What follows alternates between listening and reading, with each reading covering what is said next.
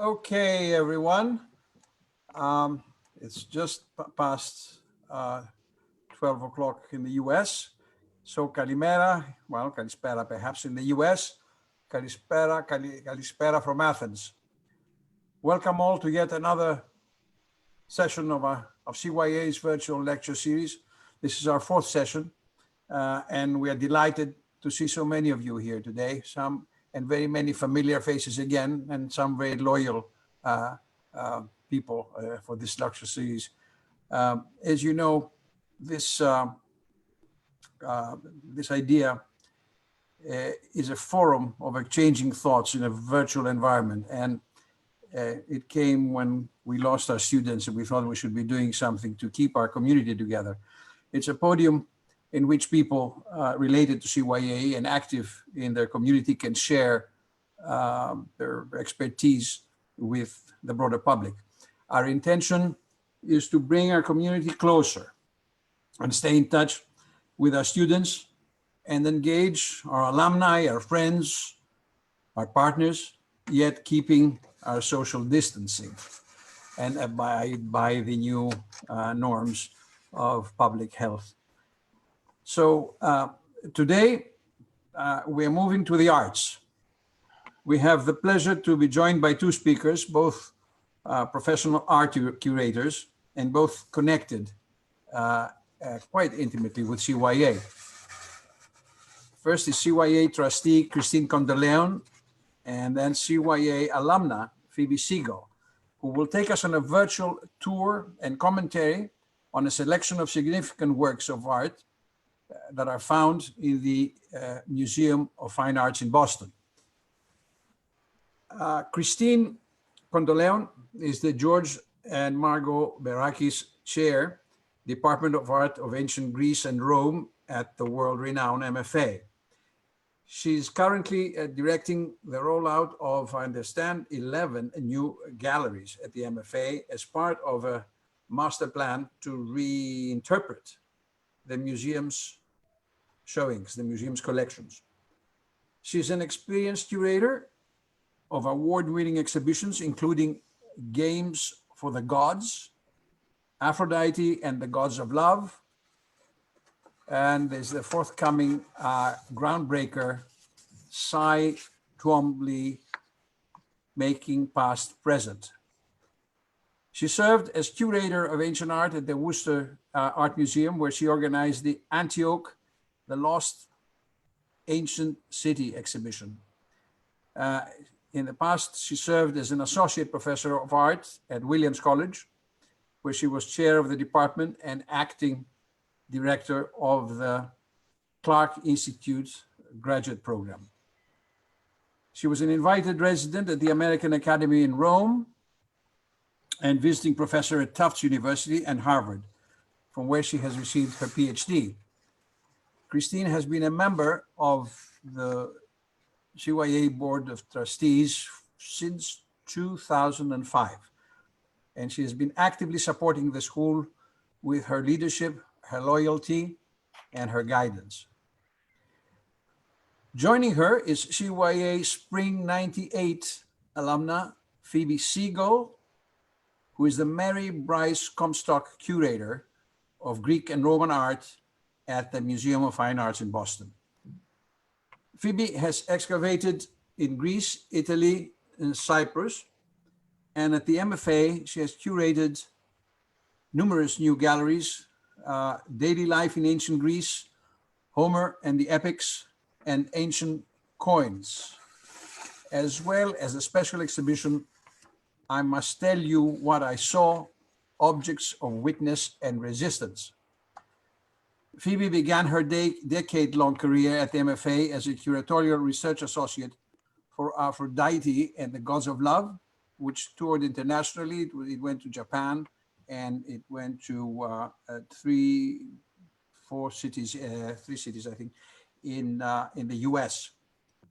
She has received her PhD from Columbia University. And she's currently working on a new gallery devoted to early Greek art and a special exhibition focusing on race and ethnicity in ancient Greek and Roman art. Introducing the subject and channeling questions at the end will be CYA Professor Athena Hadji. Athena is an academic, a curator, and an author. She holds a PhD from the University of California at Berkeley. She has lectured and published extensively on a vast repertoire, including prehistoric Aegean sculpture, contemporary street art, urban crisis and its manifestations, receptions of antiquity and the Arcadian ideal, early travelers in Greece, early 20th century trade in antiquities, and idealized versions of the past in cultural heritage management. At CYA, she teaches a course that's called The Art and Craft of Curating, Making Sense of Art in the 21st Century. So I will stop here, but I just want to remind you the rules that this is being recorded. If anybody does not want to be recorded, please turn off your cameras. And also that this session is going to be saved and archived for future use. Those who are registered and are not attending, and we had about 170 or so registered, and about 100 now are attending at this point, can watch it later on. So without further ado, the floor is yours, Athena. Thank you very much, Mr. Philaktopoulos. As you mentioned, I will be helping with the procedures part, but before that, let me say that as a curator, it is a joy and honor to be moderating this discussion. And as a curating professor at CYA, it is my dream that one of my students one day will follow a curating career like Phoebe. And so, procedures. You can ask questions during the presentation via using the group chat feature of Zoom, or if you're connecting via Facebook Live, you can use the comments section, and these questions will also get to me in the end. I will ask the questions in the order that they will be received. More procedures. This is a reminder that the recorded version of today's presentation will be sent to all registered participants within 48 hours from the completion of today's event. And also at CYA, we're always interested in feedback, comments, and believe that there's always room for improvement. And so if you have any comments for further development of the virtual lecture series, please email us at development@cyaathens.org. And now, finally, I would like to pass the mic to Professor Christine Kondoleon and Dr. Phoebe Segal, who will take us on a virtual tour at an era when museums were forced to go digital, of one of the most fascinating and spectacular collections of Greek art, not only because of the items per se, but also because of the, let me use this adjective, enlightened vision of its curators. So Christine, the floor is yours. Okay. Well, kalos ήρθετε. As you heard, I'm Christine Kondoleon, George and Margo Baracus Chair of Art of Ancient Greece and Rome. Inscribed in all our names, Phoebe is Comstock. Laura Marest is joining us today. She's the Vermeule curator as well. And so we are carrying forward the great tradition for many generations. Cornelius and Emily Vermeule before us, Robinson, Edward Robinson. We have an amazing list of curators who came before us, and it's our honor to be able to forward the vision and carry the ball forward for a new world and new interpretations. And so it's also been a great honor to serve on the board of CYA. I want to do a big shout out for Alexi today, because this virtual lecture series is a terrific idea. And I said to him very strongly that this is the bridge for the future, that out of adversity, we'll get a much stronger idea of the usia of CYA, the importance of what they're doing, becomes much more accessible both to the people who have attended, but to those of you who are interested. And the idea of education is so sorely needed as our leaders are losing their grip on culture and education in a very dire way. So we can only touch on a few highlights, but we hope this appetizer, really it's an appetizer in the sense of, you know, have your ouzo after this. It's a little bit light and fun, I hope, but entices you to visit in Boston when it's possible again. We are hoping to open in September. No commitment yet, but we're working towards that. And in the meantime, you can visit mfa.org for access to the collection or connect to either Phoebe or myself for the reference to any objects that you might be interested in. We'll help you with seeking those parts of the collection you're interested in. As you heard, it is one of the best collections of the ancient world, including Egypt, Nubia, and the Near East, another department, but it is an extraordinary collection. And I am so honored to be joined by Phoebe, who's been my aide-de-camp for over 10 years. And we want to say again that anything it sounds like I did or she did, we do everything together. It's a team, and there's not possible to do this amount of work in the time we've done it without a real sense of team. And that's something I've learned going from the academic world to the museum world, that one has to rely on an integrated, kind of poly-headed community. And I think more and more we're learning that this is the future for all of us. And so it's just an honor to be virtually with you and have this opportunity. So thank you, Vasilis, for doing all of the technical background, and Alexi for inviting us, and Athena for being our most skilled interlocutor. So I'll start first with the slide, please, Vasily. There we go. Okay, so so the first plans are the, let me just see if I can do something here. Okay, so I'm just showing you at the beginning here what we've accomplished from 2009 to the present. So we've done about, in the beginning, 6 galleries, and you see here daily life, which we'll touch on in a moment, coins, Homer, Symposium, Greek theater, Greek sculpture, and gems. So all of these were done up until 2017. They all had to close. This is what you're seeing is the master plan of the second floor of the old building of the MFA. That's, you know, Guy Lowell, over 100-year-old building. And everything has to be renovated, including the HVAC, et cetera. Next, please. This is the future, which we hope will open next summer, 2021.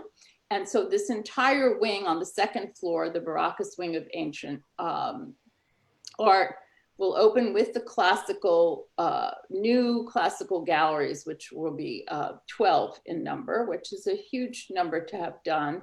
And we'll be opening the early Greek art, which you see below, with a gallery dedicated to contemporary, well, 19th, 20th, and 21st century responses to the ancient world. So it will be a rotating gallery. And then off the rotunda at the top, Greek and Roman gods and goddesses and heroes, Mount Olympus Gallery, and then the first Byzantine gallery in New England. So this gives you the layout of what we're up to. The next, please. And this is just a moment of hope and positiveness for all of us, is that progress is happening. We just got these photographs from our colleagues who are working technically in these galleries with the construction crew.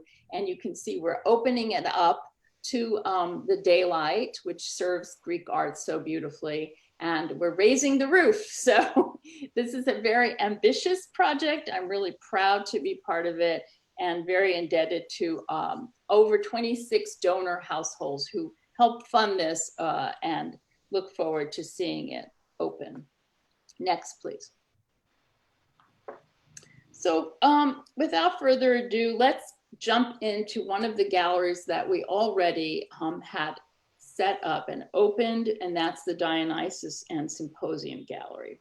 So in terms of our times and relevance for our collection in our COVID moment, I show you this small 8-inch high marble head of Socrates. The Boston Socrates is a star in this gallery, where he is kept company in the case that you see in the middle with symposium scenes. This is a gallery where our public learns about wine production, the culture of drinking wine, the poets and philosophers and singers connected to the Greek wine culture of the 6th and 5th centuries BCE primarily, the worship of Dionysus, and the myths around Dionysus. So it's an ambitious gallery. You're welcomed by the hand of Dionysus in the lower right corner, where he leans over and offers you his cup of wine. But to this portrait, as we conceive of it, it's not a lifelike rendering of an actual man. Rather, it's a representation based on a literary description in the Symposium, a text written by Plato that preserved the dialogues of Socrates of Socrates with his students. In this text, Socrates is described as resembling a Silenus, a half man and half goat with fleshy pug nose. You can see the little pug nose is knocked off, but you can still read it as such. This likeness entered the artistic canon and remained a type for hundreds of years. Our head, in fact, was sculptured in the Roman period. But for now, I just want to point out that Socrates himself experienced firsthand a devastating plague that hit Athens hard for 4 years, from 430 to 426 BCE. It began in Ethiopia and moved through Egypt, but Athens was hit the hardest. It wiped out a quarter of the population of Athens, which disrupted the civil structure, understandably, and shook the faith of the Greeks in their own gods.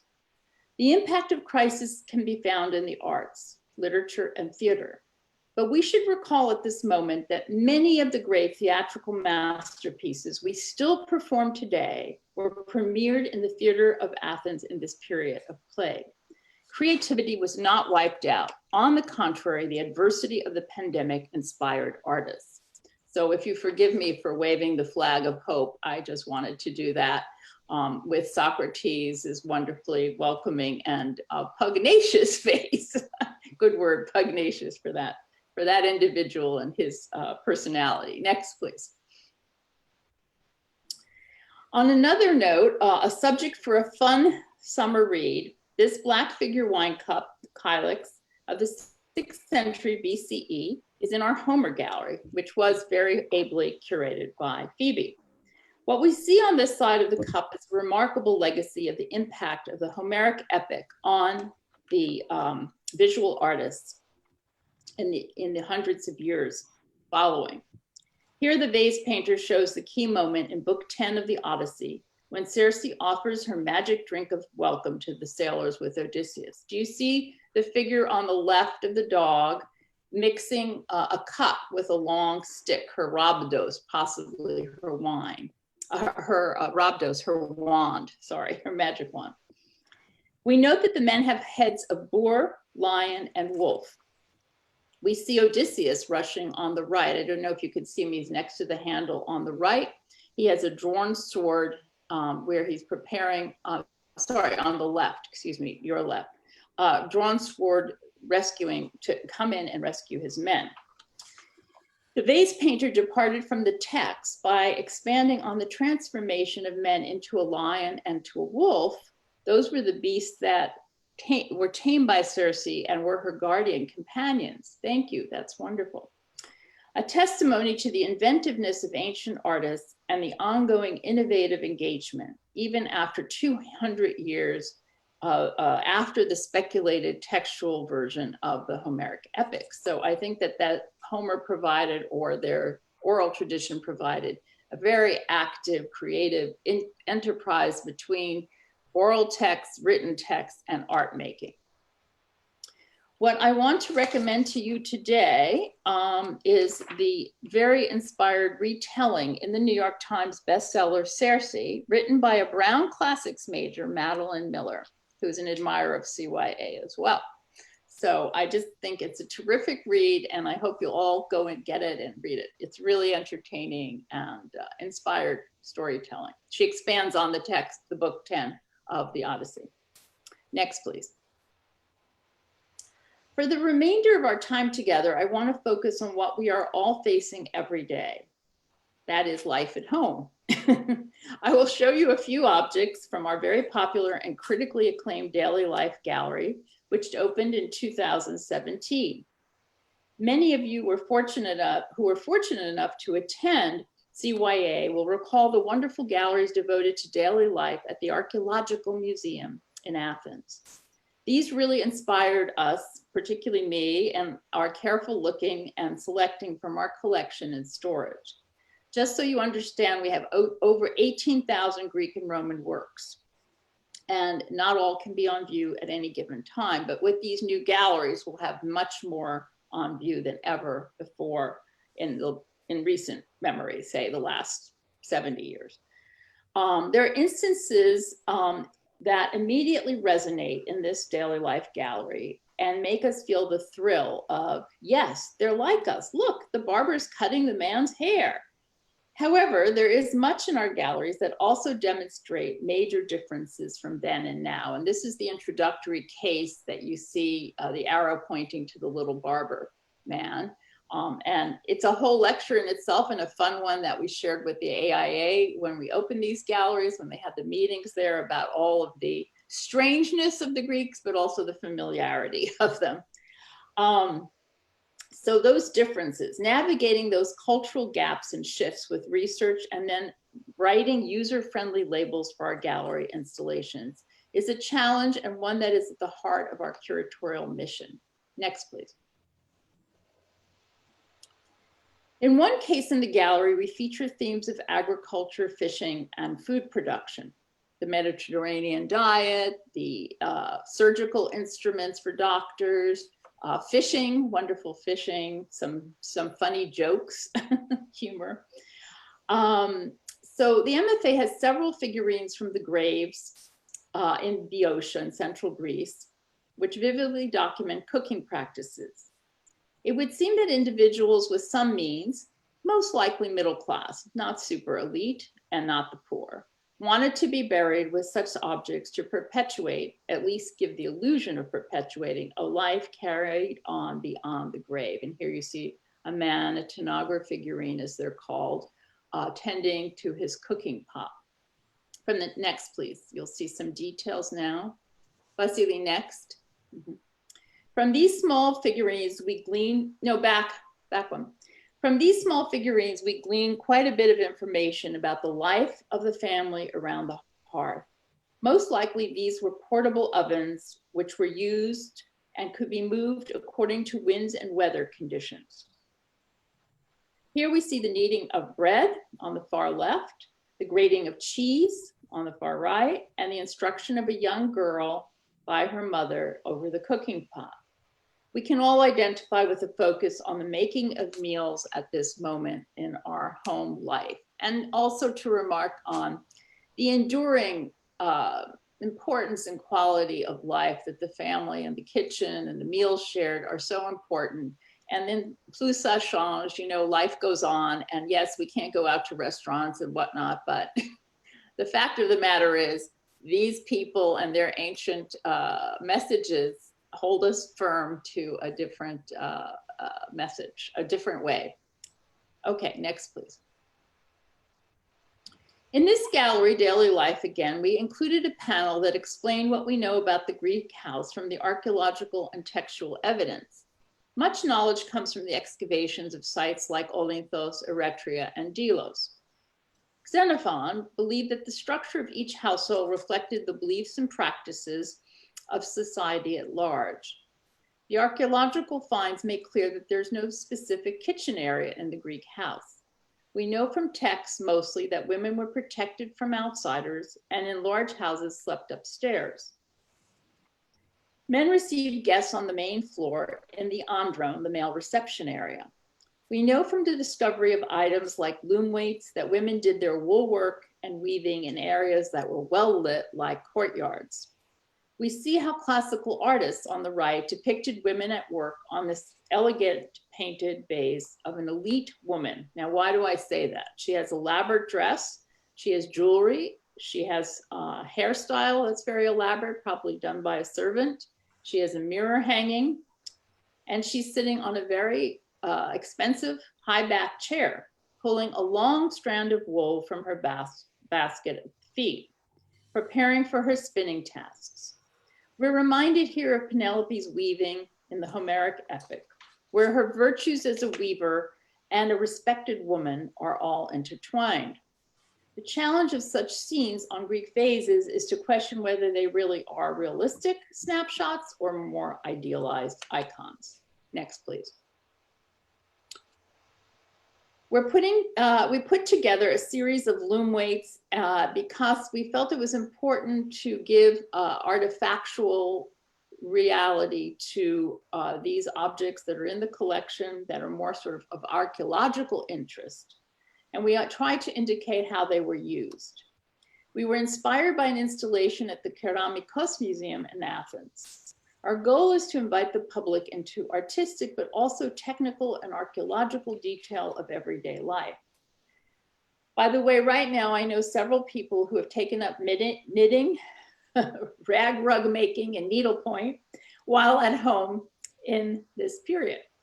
So this is our weaving case, and we're inspired also by this amazing representation that survives from a black figure vase at the Metropolitan Museum of a Loom, and you see the weights working, and our design team devised this very clever recreation. Next, please. As so many of our young parents are struggling with the months of staying at home with their children, we turn with interest to what the ancient Greeks did. We had organized this case of children's toys and games, including spinning tops, piggyback games, knuckle bones, and dice games as part of daily life, but we find now a new meaning in these because perhaps inventing new games or coming up with simple objects and redeployed objects. Greek children played with knuckle bones of sheep and goats, as in a kind of a dice game. That this is now an inspiration to be more creative at home with our younger children. And you see the little sipping cups and the nurses holding the babies, a doll with moving limbs in this image. So, and the women playing knuckle bones or kneeling there. Next, please. In the same daily life gallery, we feature an area dedicated to how the Greeks mourn their dead. Boston is indeed fortunate to own two grave markers of the type carved in the classical period, the early 4th century. We see several such examples in the Athens Archaeological Museum. These reliefs are found at the MFA. These reliefs are found on large-scale marble oil jars called lekithoi, modeled on the small ceramic jars filled with oil that were brought to anoint the graves of departed loved ones. On this one, a couple, the wife is, sorry, this is backward. Go on to the next, please. Yeah. On this one, the wife is seated. Her name is inscribed next to her. You can't see it here, but it is inscribed Nikagora. And her husband is named Timastheos, and he stands bearded, holding her hand for eternity. The gesture of farewell is called the dexiosis, and it's very touching here. I also bring your attention to the label to the right, which shows color filled in because we actually submitted this lekithos to a scientific study, and I think you can make out below the Greek meander pattern underneath the seat. And we found traces of Egyptian blue, saffron colors, and it is really quite exciting to know that we had iron oxide there for the red, that these were painted and we have evidence of their painting. Go back one now, please. Vasily, return. Yes, thank you. On this marker, we see a family bidding goodbye to the father, the elderly bearded Kallios, seated in a chair. He He shakes the hand of his wife. Again, that's that symbol of bidding farewell, his wife Arite, who's followed by a female relative named Kalis, and then by a slave wearing the female slave's characteristic long sleeve tunic. She's carrying their valuables.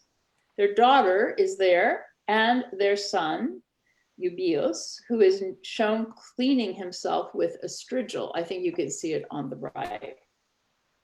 That is a sign of a well-born, educated, free Athenian youth. The Lekythos probably stood in the family's burial area and marked several graves. Both reliefs might remind us of the loss of so many, that so many are experiencing through this COVID period, and how much we share through the surviving fragments of art and text with our ancient predecessors. These monuments were created only one generation following the awful pandemic that hit Athens. We can identify with the longing to record the memory of family and share their pain. Next, please. Next. To leave you on a happier note, I share this acquisition, a gift from our generous benefactors, George and Margo Baracus. It's part of a floor mosaic that once decorated the floor of a reception room in a house of Greek-speaking persons living in early Byzantine Syria. It's a sort of mouthful. So Antioch was the Greek-speaking city, right? So in early Byzantine Syria, we had very lively Greek culture. And this is in the 6th century CE. Imagine the guests to this house dining, reclined as was the custom, and gazing upon the couple depicted below them. The figure of a well-adorned lady with a floral crown is named Apollapsis in Greek, and she sits beside her companion. Note she wraps her arm around him. You can see her fingers around his shoulder. And he is identified as Plutos. He's dumping coins out of his hand. These inscriptions inform us that these two figures are personifications of pleasure and wealth, and as such represent the aspirations of the owners of this house and their message of invitation for their guests to come and enjoy the good life with them.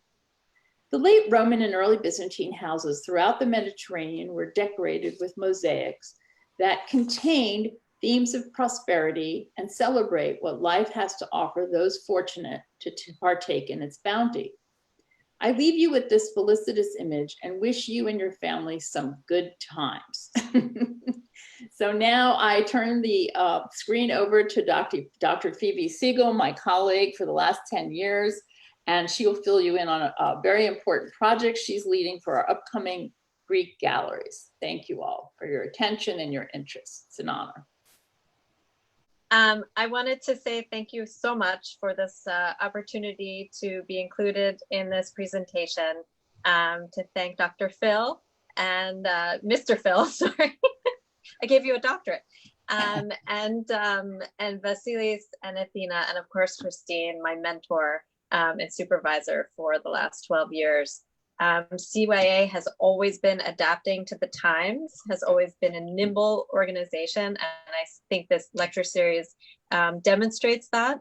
CYA was my introduction to Greece. I had never stepped foot in Greece before I arrived as a student in January of 1998, and so many wonderful things have flowed from that, and I could reminisce all day, but one memorable experience that I had then, which I don't know if this is still the case, is that there was a program where if you volunteered to like reshelve books in the Blagan Library at the American School, you were permitted to use the Blagan Library. And I was such a classics nerd that I took up that opportunity, and that is what led me to apply for the Agora excavations, which I participated in for 2 years, and then to be an associate member at the American School, and to all the other experiences that I had in Greece. So I wanted to say thank you again to CYA for its role in my career. And also I'm so very pleased to be part of this special relationship between CYA and the MFA. So it gives me great pleasure to be with you. As Christine mentioned earlier, we've renovated 7 new galleries since 2009, guided by the master plan that she envisioned in 2006. Unrolling the galleries in phases has given us the opportunity to learn as we go and to make each presentation stronger, so that we're not just presenting more material, more highlights, more periods and themes, but also adding layers of interpretation to the entire wing. In general, over the past 5 years, we have been increasingly engaged in bringing greater attention to the relevance of Greek and Roman art to contemporary audiences. And this is something that many museums are doing across the world. One of the most resonant aspects of these ancient societies was their undeniable contributions to the history of citizenship.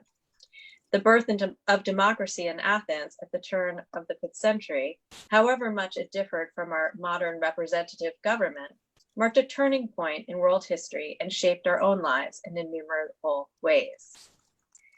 We view these galleries as prime opportunities for civic education, which has recently seen much needed attention after decades of neglect, at least in the US. And we were inspired in 2016 when we met filmmaker and activist Astra Taylor as she was interviewing American political theorist and Harvard University professor Danielle Allen in her own Dionysus gallery for her 2018 film, What is Democracy? ? And I should say that much of the film takes place in Athens, and it's a wonderful, wonderful film that is even more relevant as the days go by. Their choice of place spoke to us about the potential of our galleries to be a space for civic dialogue. We believe that the MFA has an important role to play in the renewal of civic education in our region. We also see the galleries as a place for visitors to stop and think about their own definitions of what it means to be a citizen. How have their thoughts been shaped by their life experiences? And do they see them reflected in the collection? Do any of the works of art on view shift or expand their thinking? We also, more pointedly, seek to highlight the relationship between citizenship and belonging, a fertile and often fraught zone in ancient times as now. The gallery that I am responsible for curating in the next phase, as mentioned prior, is devoted to early Greek art. When I sat down to conceive of it, it was obvious to me that the backdrop against which all of its contents ought to be seen is the emergence of the Greek city-state in the Archaic period. But this is not a subject so easily represented in a collection largely acquired through the art market at the turn of the 20th century. So I began to think more broadly across the galleries to identify objects that could speak to the theme of citizenship and to ways of highlighting their connection through new and innovative interpretive techniques. We see these efforts of bringing greater attention to the theme of citizenship as one of the primary ways in which we can bring unity to the galleries as a whole. And our attention now to this theme, which has grown in significance over the last 3 to 4 years due to the erosion of democratic values across the world and the displacement of more than 60 million people, which challenges the very notion of citizenship, throws into high relief the speed at which our own society is changing, and with it, the lens through which we appreciate the past. So now I'd like to highlight a few works in the collection which are likely to feature in the programming we develop in the future.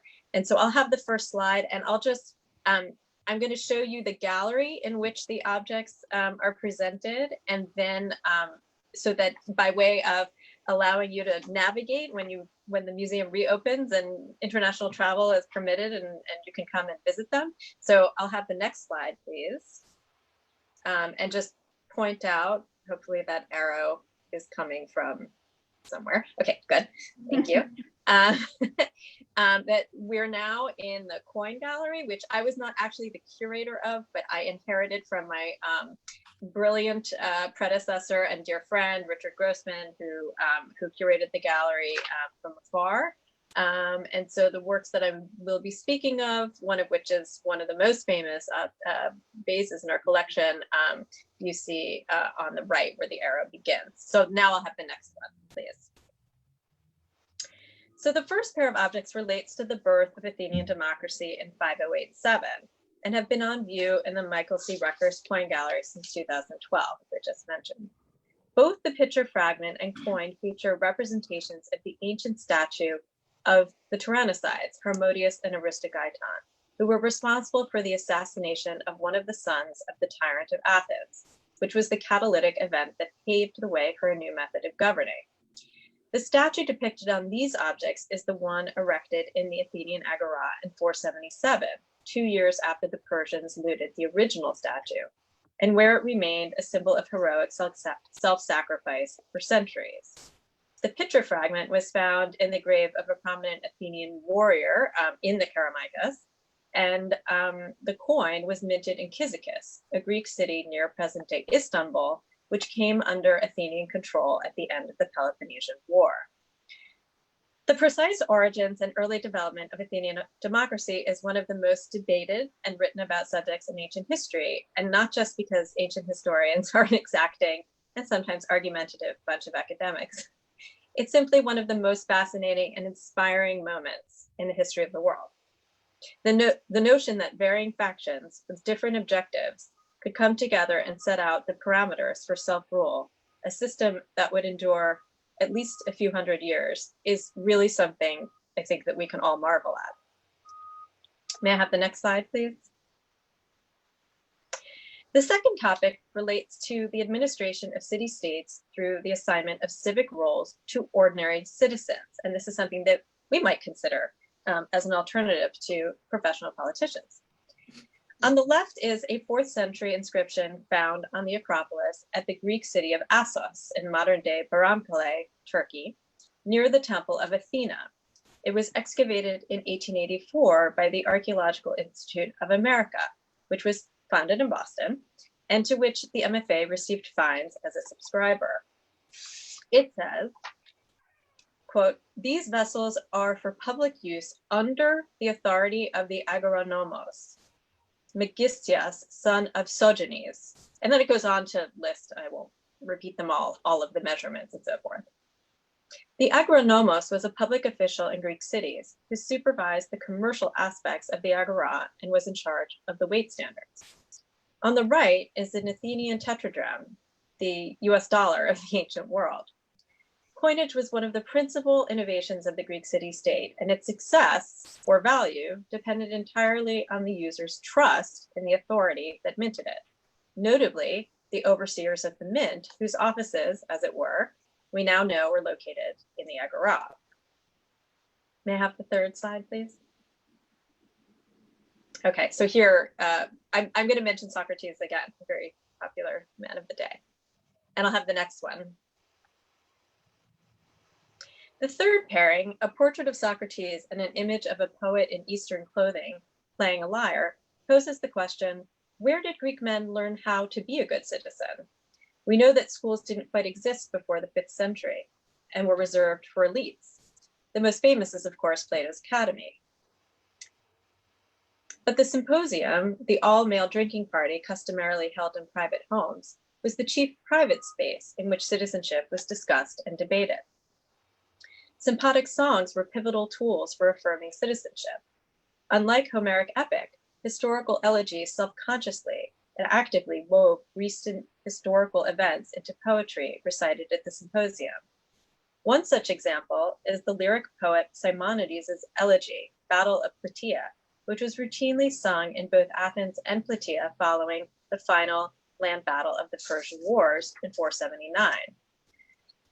Some scholars argue that this poem unified Athenian aristocratic and democratic factions to support the largest block grant of citizenship in Athenian history to 212 Plataeans 50 years later, towards the end of the Peloponnesian War.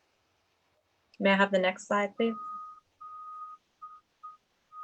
Okay, this is a view into the theater gallery, which I think Christine mentioned before, so we'll advance to the next one. The next object is a red figure crater made in Apulia, South Italy, and inspired by Aeschylus's Oresteia, which debuted in Athens at the Dionysia festival in 458. Aeschylus's plays were popular in South Italy, and the tales of Orestes, the central figure of the Oresteia trilogy, appear frequently on vases made there. Here, the painter compresses two pivotal moments from the Eumenides, the third play, to tell the story in one glance. Fleeing the Furies' wrath, Orestes seeks refuge in the temple of Apollo at Delphi. And you see the omphalos in the center. On a square altar, he hugs the egg-shaped sacred omphalos. At either side stand Apollo and Athena, who at the end of the play oversees Orestes' trial for his mother's murder. In the foreground, two Furies sleep, hinting at their eventual transformation into kindly beings, the Eumenides that give the play its name. The vase reminds us of the role of Greek theater, literally the seeing place, as a public space for civic dialogue, for thinking collectively about justice, which is of course what the Oresteia is all about, and the most important Greek art form for activating Greek notions about citizenship. On this relationship between theater and democracy, one scholar of ancient theater remarked, quote, "At best, drama engages you with different characters, reacting and dealing in different ways with the challenges they face. There's no guiding narrator. You're invited to step outside yourself and to listen to and think with the different voices in the play. That's a very democratic process," end quote. May I have the next slide, please? Okay, so this is a view into the daily life gallery, and the object that I'll speak about is a relief circled in red on the right. And so we can go to the next one. Okay. This carved stele features a series of relief panels and a proximity decree of great significance to Boeotian history. There are four sections. At the top is the infant Heracles, who of course was born at Thebes, and he's strangling snakes in a typical representation.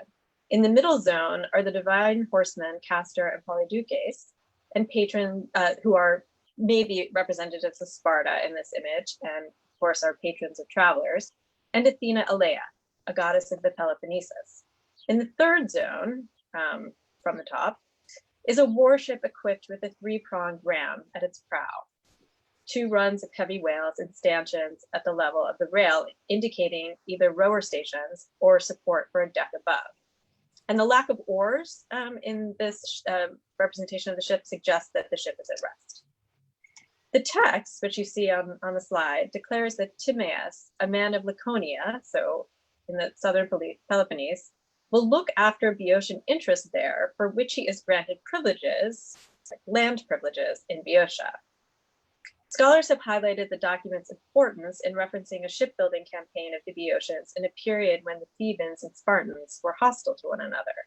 But it is also a reminder of the fact, and this is not intuitive for our contemporary audiences, that ancient Greece was not a monolithic nation state and that rights were held on a local level. And that brings me to the final slide,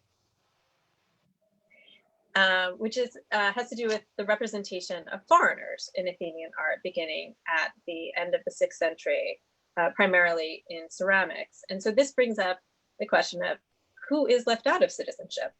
And the answer is most people. Women, for one thing, foreigners, so medics, and of course slaves. And because I don't want to take up too much of more of your time, because it was referred to earlier that I have been working for some years on an exhibition relating to this theme, I think it may be a subject for a different time.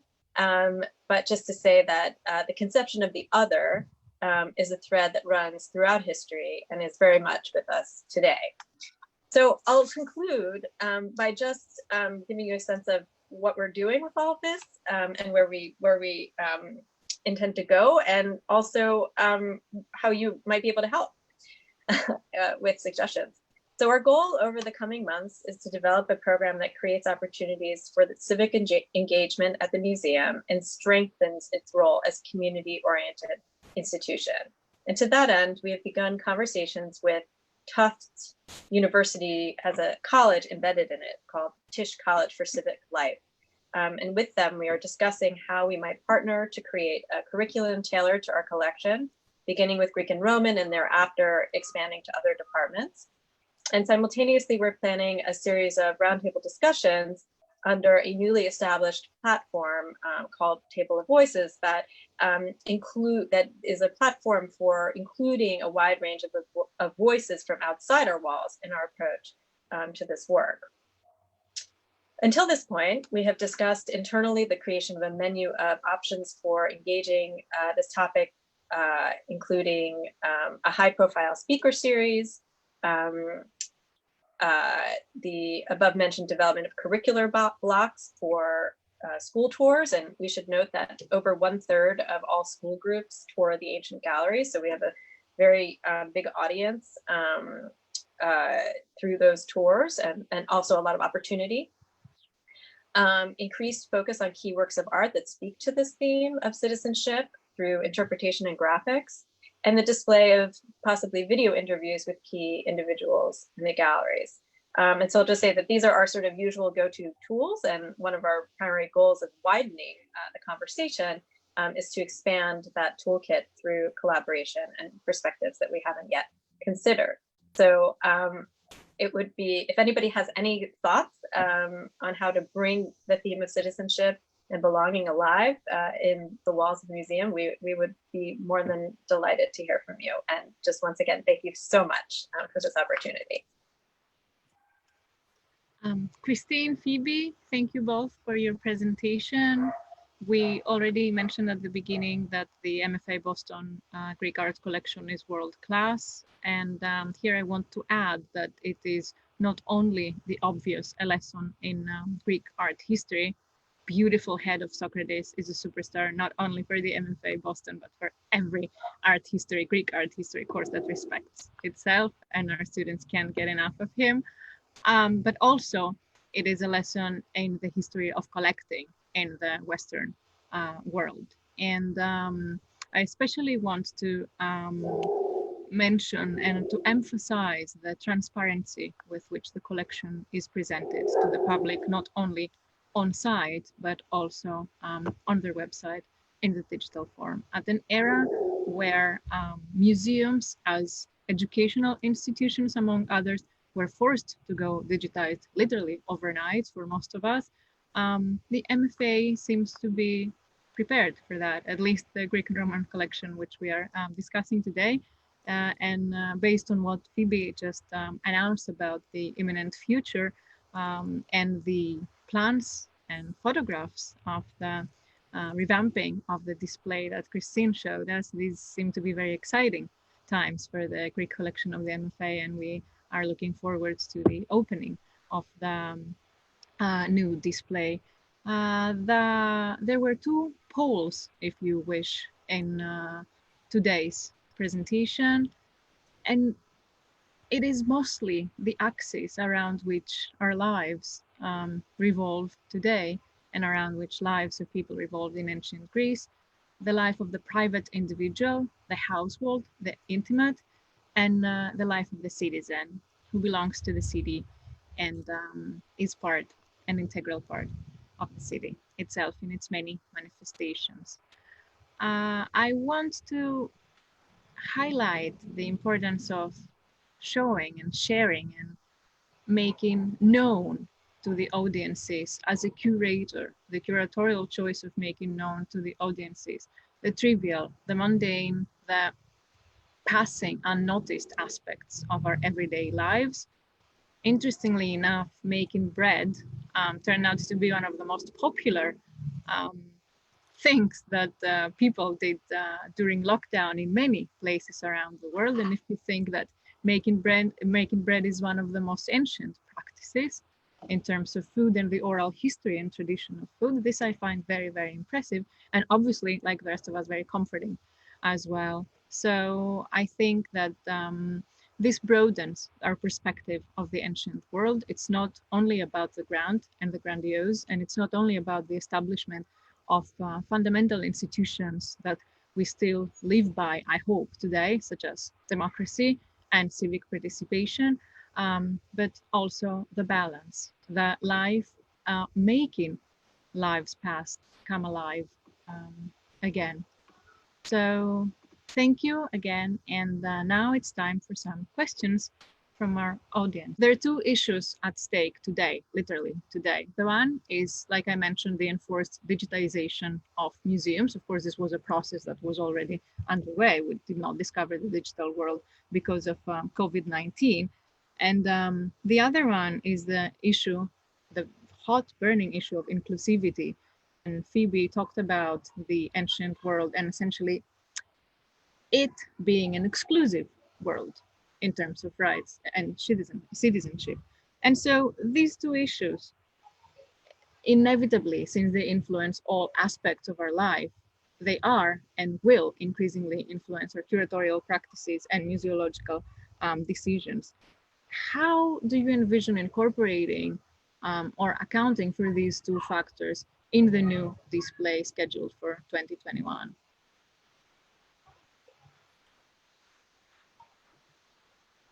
Phoebe, do you want to lead?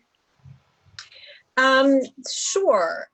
So in terms of inclusivity, I'll work backwards. We have tried in daily life, we definitely gave a texture to the status of the individuals depicted and who was using the objects to build out that context. We reference enslaved labor and enslaved individuals, and we also try to unpack, what is the iconography of slavery and how do we know? Because it's actually quite tricky. Because of course, race is not an indicator of slavery. Sometimes hairstyle, but not always. Dress and clothing, scale.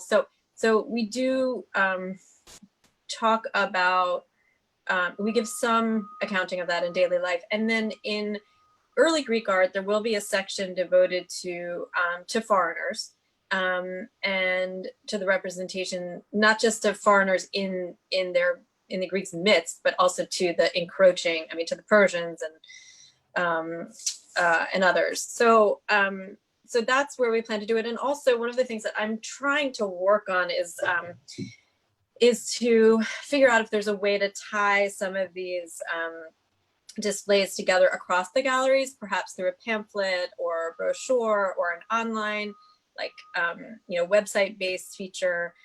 Because, of course, one of the issues of curating is that, and, we think our plan makes wonderful sense and it's very much appreciated by our audiences. And the importance of telling a strong story in the galleries is increasingly desired by our audiences. And yet we know that every time we tell a story, we leave something out, right? So what we can do is really use technology and other creative means to layer the stories. And so to the point of inclusivity is to include more stories in our very strong narratives. So I'll push that over to Christine. Yeah, so one thought that came up and I want to share with our participants today, that theater gallery, the problem is space, but anyway, the theater gallery is a very dynamic place to introduce the issue of catharsis, for example. And catharsis is an extremely current and important concept for who? Veterans of war, prisoners, both justly and unjustly incarcerated. There are many programs now. One that I call to your attention that is really so moving, and I say we all should support them. It's called Theater of War Productions. And the New York Goes Foundation, I'm very proud to say they're sponsors of our department, and they've helped us with these galleries. So I shout out to them. But also they are supporting Theater of War Productions out of New York. And just go to, your YouTube or whatever and look Theater of War up and watch their productions. They read from the ancient texts, fantastic actors, well-known actors, many of color, people of color. And this turns out to be a fantastic tool for reaching people who are in distress in our society. And so I would like to see our theater galleries somehow animated, maybe in episodic pop-up moments with productions. So I think it's really important. We had an actor from the ART reciting when we open those galleries from the ancient plays. They have a lot to teach us. Think about the ancient Greeks' emphasis in drama on women. Why did they talk about women? They're focused on women all the time. It is a remarkable and radical thing that they did. And I think that we have to understand their vitality for the moment now, still so many years later. So in that sense of inclusivity, I think we have to have a very broad view of what we can do. We're very fortunate the Greeks have these texts. If we were dealing with the Babylonians, it would be, we can't do much with inventories of stock, but the Greeks really spoke very beautifully for themselves, and we're very fortunate to have them. Thank you. We have two questions from participants. The first one from Daniel Cashman.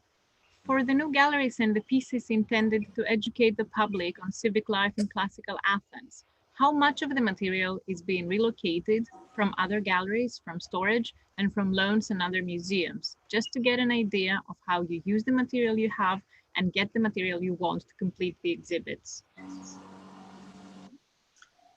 So we're very fortunate. So I said to Phoebe when she first joined me, Games for the Gods and Aphrodite and the Gods of Love were really inspired by the holdings of the collection.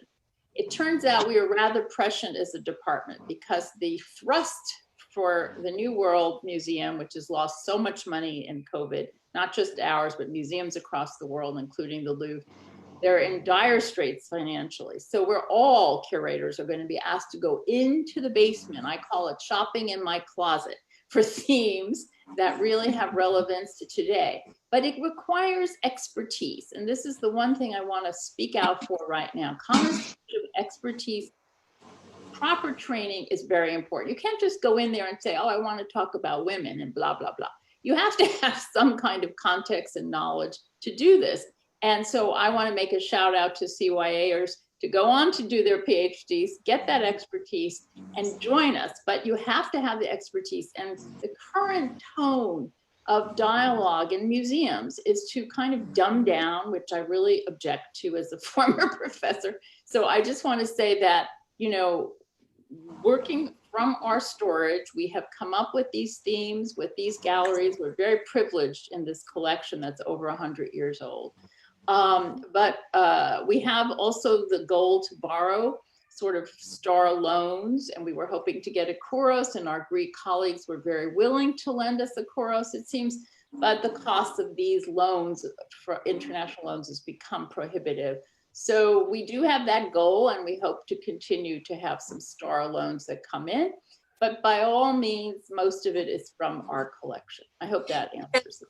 But may I just add that if anybody were able to send us a FedEx mailer with some ostraca from Athens, we would we would be the one thing I'm desperate to have is just a few ostraca in our collection, but and we're not, even though we have some fragments, we're not going to make our own, as was suggested to me by one dear colleague in jest.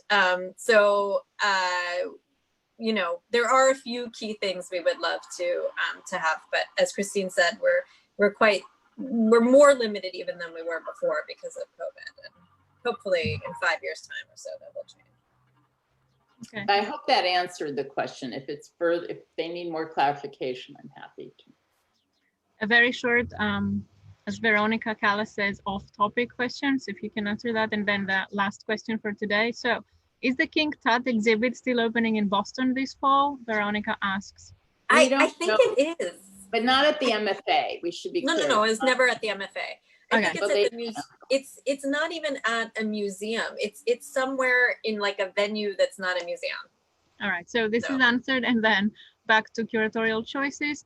The question from, is it Jackie or Jackie? I'm sorry if I'm mispronouncing your name. How do you make the galleries interactive for children? Oh, Phoebe should talk about this one she worked on. Well, this is a great question. And actually, I asked my 10-year-old son just the other day how we could make them more active, interactive for children. And he suggested that we actually have an art table in every gallery. So the education department primarily handles, you know, art making activities, tours, etc. for children in the galleries. And we handle the creation with them, actually, of interactives. So we've had some interactives that were like more like targeted to a younger audience. So one of them is in the coin gallery. We have a kiosk, and it's called Create Your Own Coin. And so on it, you know, people, and it's actually quite popular with children. They're invited to, you know, mix and match different images and denominations and etc. and even inscriptions. And that's been quite successful, even though as curators, we don't actually find it that useful. And actually at one point we thought we might replace it with something else. And then of course, every time I went into the coin gallery, there was a kid playing with it. So, you know, you have to like read the audience and what they want. But I think we still have a lot to do in terms of technology, and kids are, I mean, I was even talking, you know, kids are obsessed with video games, and I know that there are video games being created for the purpose of civic education, and, you know, could be really fun, of course, very expensive to do something even more active with a game scenario. Of course, you know, our ultimate goal is always to direct traffic back to the objects themselves. So we're always very mindful of not pursuing anything that we think will become become totally distracting from. But we do have Phoebe's actually worked on this, the game of the wedding. So the chorus with the wedding. So it says, find the bride, find the wedding planner, find the groom. And it's a lot of fun for young people. Yeah. But I think also the adults are more interested in that particular game. But also with the children's case, which I worked on and wrote the text for, I was very purposeful in like my choice of language and engaging a younger audience. So, you know, the choice of words, and, you know, we pitched it to like an 8 to 12-year-old audience. And the same with the early Greek gallery. We're going to have one case devoted to animals, a sort of classical zoo, and then one to monsters, I mean, which are, you know, totally valid themes in and of themselves, but they will be positioned a bit lower. And also, you know, the language will be more directly engaging of a younger audience there. All right, thank you. Well, Christine, Phoebe, thank you again for sharing your beautiful world and work with us. And now I'm passing it over to Mr. Phil. Mr. Phil? Thank you very much. Thank you. And a big thank you from us at CYA for this fascinating tour of magnificent works of art at the MFA. It makes us all want to get over with this pandemic and travel again and come and visit the museum and see these treasures from close by. Perhaps, Christine, you could lead us into that closet of yours. It is a little like that Harry Potter kind of closet or Fantastic Creatures. Let us take a peek in that closet, yeah. Okay. Well, anyway, thank you, Christine. Pleasure. Thank you, Christine. Thank you, Phoebe. I want to say for Phoebe that she truly represents a role model for all our arts and archaeology and classics majors who come to CYA to study with us. And, I wish many more people could follow in her shoes. Thank you, Athena, for job well done. Okay, coming next week, we will be joined by Professor Michael Hertzfeld. Same time, same day, next week. He, of course, most of you know Michael, but he is the Ernest Monred Research Professor of Social Sciences from Harvard University's Department of Anthropology. Michael is a loyal friend of CYA and an essential advisor of our school. He will be joined virtually by CYA's Professor of Anthropology, Amy Blakes, who will act as the discussant. The two of them will delve into a discussion on stereotypes. And the topic is going to be Stereotypes and Realities, Reflections from Rural Greece. It should be an exciting discussion. So see you then. And thank you all. Yassas. Yassas from Yassa. Support CYA. Yes, support CYA, Christine. Right.